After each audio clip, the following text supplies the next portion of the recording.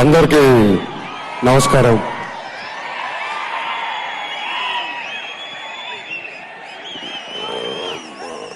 ఇందాక ఇక్కడికి వచ్చినప్పుడు ఎంత ఆనందంగా ఉన్నానో ఇప్పుడు అంతే బాధలో ఉన్నాను.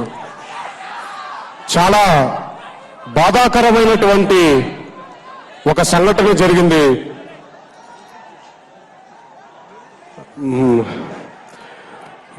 ఒక అభిమాని ఇక్కడికి వచ్చిన తర్వాత తొక్కిసలాటలో మృతి చెందడం చాలా బాధాకరంగా ఉంది.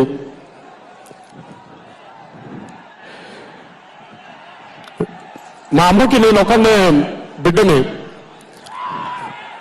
ఎప్పుడు బాధగా ఉండేది, నాకు తోడబుట్టిన వాళ్ళు లేరేంటి అని. కానీ ఈరోజు ఎంతమంది తోడబుట్టిన వాళ్ళని అప్పచెప్పారు నాకు. అందులో ఒక్క తోడబుట్టిన వాడు ఈరోజు మరణించడం జరిగింది. ఇలా ఉంటేనే మనం మీ అందరి పిడికిల మధ్యలో ఉండే గుండెలు నేను, నా పిడికిలో ఉండే గుండెలు మీరు. అందుకే ఈరోజు ఈ ఆడియో ఫంక్షన్ ని త్వరగా ముగించమని చెప్పడం జరిగింది. ఇలాంటి బాధాకరమైనటువంటి సంఘటన ఎప్పుడు జరగకూడదు, ఇంకోసారి జరగకూడదని ఆ దేవుని మనసారా కోరుకు. మీ అందరూ తిరిగి ఇంటికి వెళ్ళాలి. దయచేసి గుర్తు పెట్టుకోండి, మీకోసం ఇంట్లో మీ కుటుంబ సభ్యులు, మీ తోడబుట్టిన వాళ్ళు, మీ అమ్మ నాన్నలు ఎదురు చూస్తున్నారు.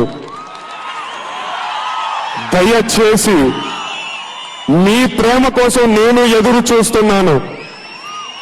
ఏ ఒక్క అభిమాని, ఏ ఒక్క సోదరుడికి ఏమి జరిగినా కూడా తట్టుకోలేను.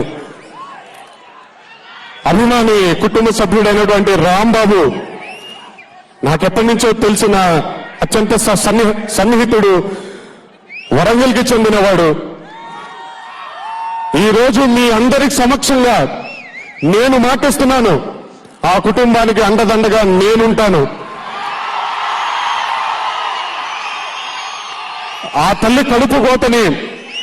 కడుపు కోతని నేను తీర్చలేకపోవచ్చేమో, కానీ ఆ ఇంటి కొడుకుగా, ఆ ఇంటి బిడ్డగా నేను మాత్రం తప్పకుండా వాళ్ళని చూసుకుంటానని మీ అందరి తరఫున నేను ప్రమాణం చేస్తున్నాను.